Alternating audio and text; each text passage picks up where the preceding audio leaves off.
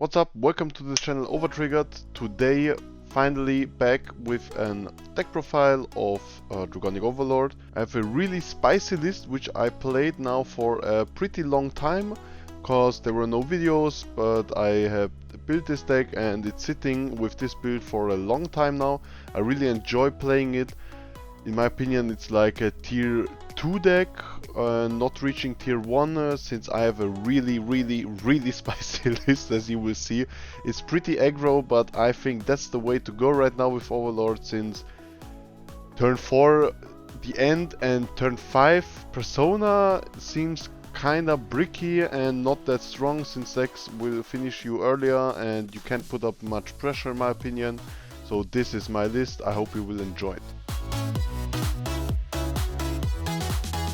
Alright, as you see, I am playing the end as the right line, and for that I will show you immediately the standard right line. There's the usual right line with the change that I play the end as a grade 3, since I already told it's gonna be pretty aggro, as you will see now. Then we go with 3 copies of the end for the Persona right, of course, searchable with the playset, of course, of Burning Horn Dragon, which is a pretty strong beater, since it will get on 20k and that's pretty huge, and it can search you the Persona right, which is awesome. Then we go into the next 4 of Burner Dragon. We need the soul and it gives the Vanguard additional 5k, and this deck evolves more around getting your Vanguard pretty big on the first swing even, and then just eating up resources from the opponent, and this that it goes into the soul will be pretty important. You will see in the grade 1 section why. Next card is pretty uncommon, that's the Even. This card says when your Vanguard swing hits, then you can retire this unit and countercharge 1 and draw a card.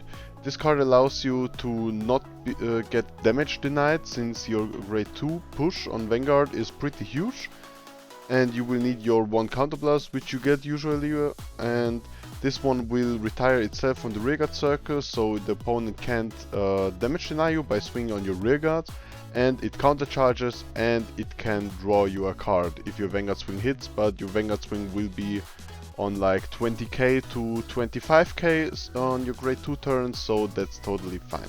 Then the next spicy card I really enjoyed and was hard to find, since my friends didn't go on much BSFs, and that's the promo of the BSF you did get, that's Flame Strike Dragon.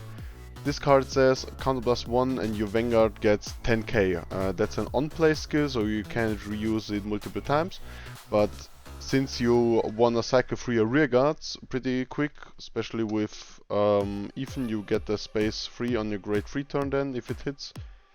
So you can place this unit and give your Vanguard additional 10k, so on the first swing it's already 23k, which is pretty good, since a 15 or a 20k shield is not a 2 to pass anymore, and that's why I really enjoy this card. Only a 2 off, since most of the times you will have so many rearguards on field and you don't want to waste them really, and since this is only an on-play skill, there's only this effect only comes into place on the first call. Then we get to the most important part of this deck. This is for real the most important card in this deck, and also the search target for the grade 1. And that's 4 times Erofes. And Erofes, I don't know if you know this card, nobody plays it really, but I think it's a really strong early aggro card. It says on attack, when this attacks or boosts, that's very important, it can also attack with the skill, you Soul Blast 1, and this unit gets 5k for each unit until end of the battle for each of your other grade 1s or lower.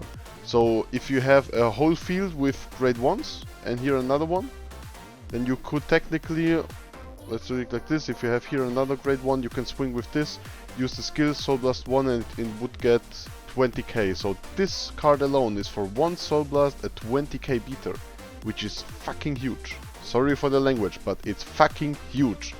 And imagine this on the grade 2 turn. When the opponent Vanguard is on 10k, you can swing like, yeah, it's usually around 10 to 15k when you swing. So this card is for real the most important card in this deck. And then the next aggro card, which I really started to enjoy, is Shihab. also a 4-off. Now many people will say, what the fuck is going on? Shihab is like useless after turn 3 when you don't ride anymore. And that's true, yeah, but on place it's still an 11k, and that's just a really strong booster. It can get strong, and what's also a nice combo, if you have your burner horn in the front row and your Shihab, it's like 21 right now. After the 2 Vanguard swings it's 31, and if you have a critical effect booster you can turn this to 33, so you can get nice numbers with Shihab under circumstances. And the next thing why I play Shihab is you don't... How do I say this? You want to play aggro, that means you want to play a lot of units all there on the field. Which also means you don't have much hand to discard for riding, so you lose resources. But with Shihab you can go aggro on the early turns and then put this into the soul and ride from there, so you can keep your hand. Which is pretty nice if you want to go aggro, plus you really need the soul for... this name is really strong. Eurofus. Yeah, you will need the soul for Eurofus, because you want to proc this effect like 2 times a turn, depending on how many you did draw, and you will just beat down your opponent. Now, after the Shihabs, you probably expect what more spice can I put in this deck. Oh boy, oh boy. 3 Rhinos. Now I know what you're thinking, like, what's wrong with this one? What's wrong with this guy? But Rhino is actually a really nice pick in this deck, and probably, maybe, if you can find a space, because this is not fine-tuned, it's more of a fun deck for me, you can put this up to 4. Reason behind why putting Rhino to 4 is this unit has the skill, during the battle this unit attacked on Vanguard or Rearguard Circle, it gets plus 2k. So it's a 10k grade 1, and if you swing with Eurofus as a booster of this gets 10... oh wait. This gets to 10k, so you get additional 5k from the Eurofus because you have a Rhino in the front, and it's a 10k, so this alone, with just this lane, no other rearguards, with this skill is 13 plus 10, 23 already. If we have two more grade 1s, that's then plus 15, that's 18 plus 15, 33k without Persona. So the plus 2 does really a lot here in this deck, and since it's a grade 1, it very well synergizes with Eurofus. And Rhino is just really, really great even in the late game to call because of the additional 2k it gets and the additional 5k every lane could possibly get from Eurofus. So there's maybe a place for a 4th Rhino instead of a Burner Dragon which goes into Soul, but that's depending on your Soul management and on your playstyle. After that we go through the staples, it's like 4 PGs. You could technically also cut out 1 PG for another Rhino if you want to go really aggressive, which would be something I would do, to be honest. After that, of course, 4 heals. You could also cut them out, but the heals, yeah, saved my ass pretty often. It's not like in other formats where you could go like hyper aggressive. That's not possible with this deck since you have to have Counterblast. So it's not that easy to accomplish. Of course, 1 over trigger, and of course 8 criticals, since we are playing very aggro with this build. Then for the last trigger choice, which is a free off, of course, it's the draw. A lot of Dragonic Overlord builds play the front, cause they fear the deck out, and I know why. You can go pretty easy deck out, but with this build you're playing that much aggro, you will rather lose and faster lose to the damage, cause you don't have any hand and resources to survive than to go deck out.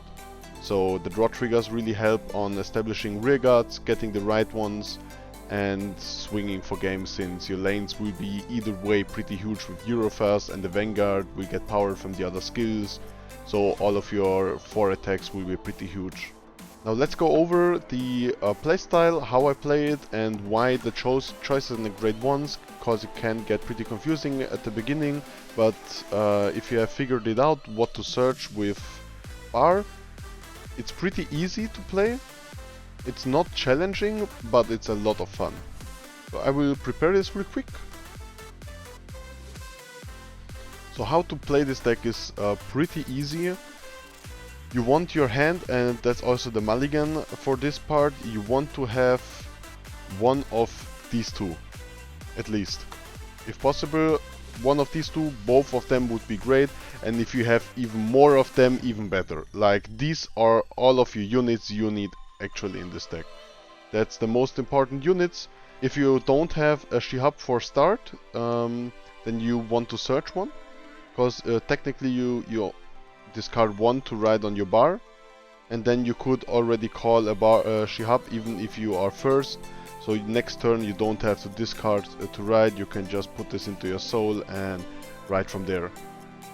And after you did that, you can search another grade 1 for a counterblast, and then you're looking at your hand, you want another Shihab in your hand to don't pay the discard cost, and you can go pretty aggro. Eurofuzz is also very important, since this one will stay on the board if not retired and push all turns long till you die or the opponent. And the moment you ride on your grade 2, it's then Nihalem, you can search your grade 1 unit.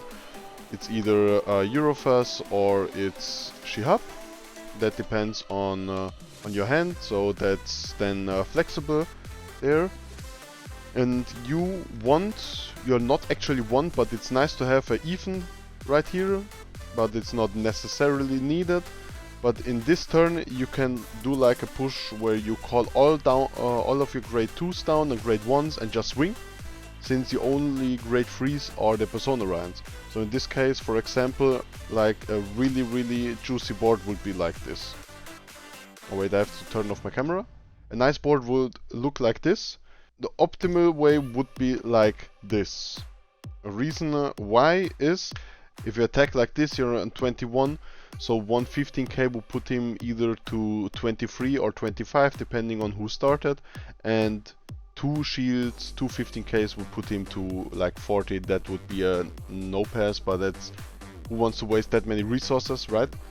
Usually they guard for a 15k, that's possible, but if you really want this to resolve, it's also fine to place it like this, attack and use the skill, so this unit gets plus 15k, so you're on 15, 25, 33, so that's 30k shield for a 2-2 pass, or yeah, 30k I think, without doing quick math right now.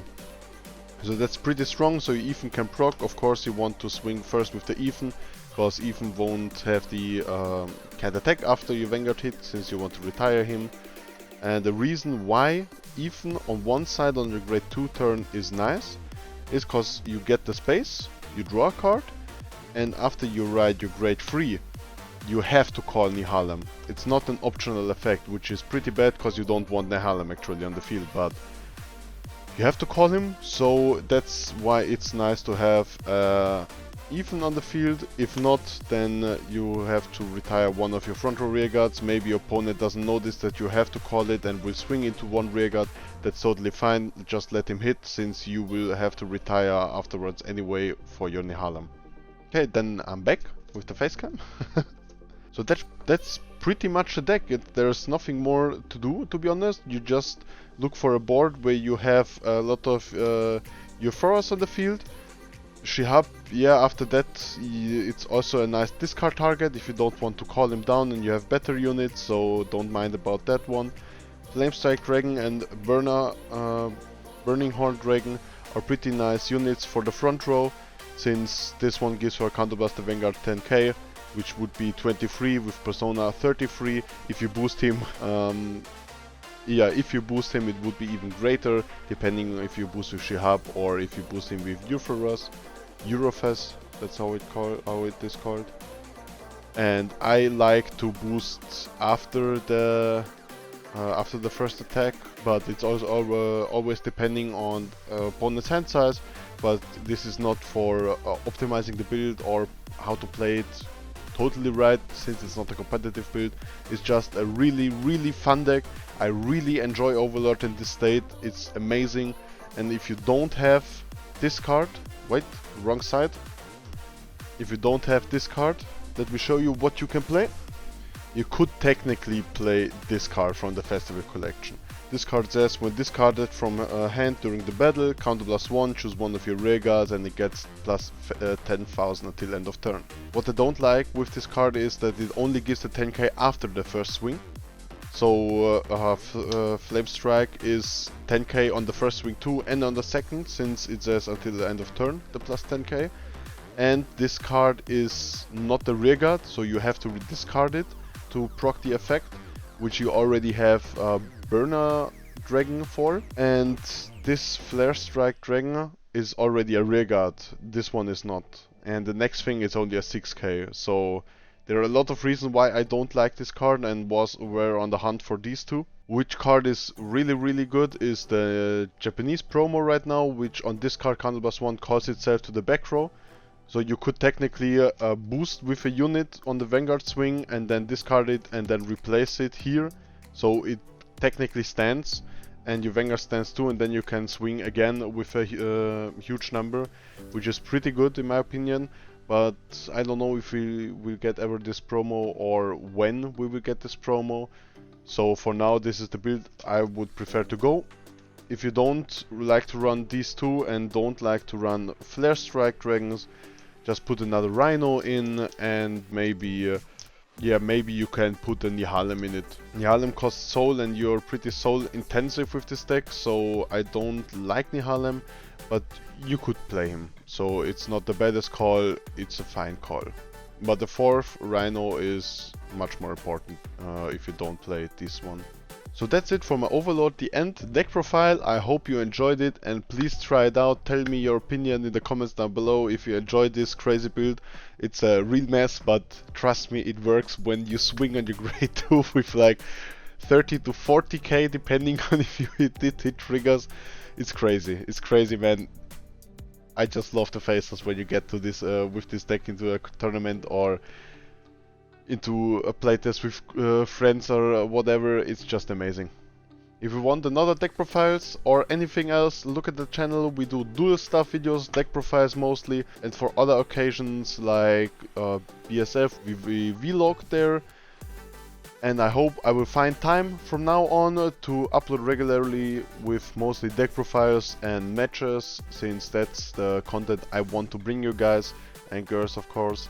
Because I think pack openings are like, yeah, they're not very interesting. They're nice to watch when the pack comes out, but then that's it. So I will just focus on these things, and as soon as I have time, we will run again. The NFO series, Nation Fight Overdraft.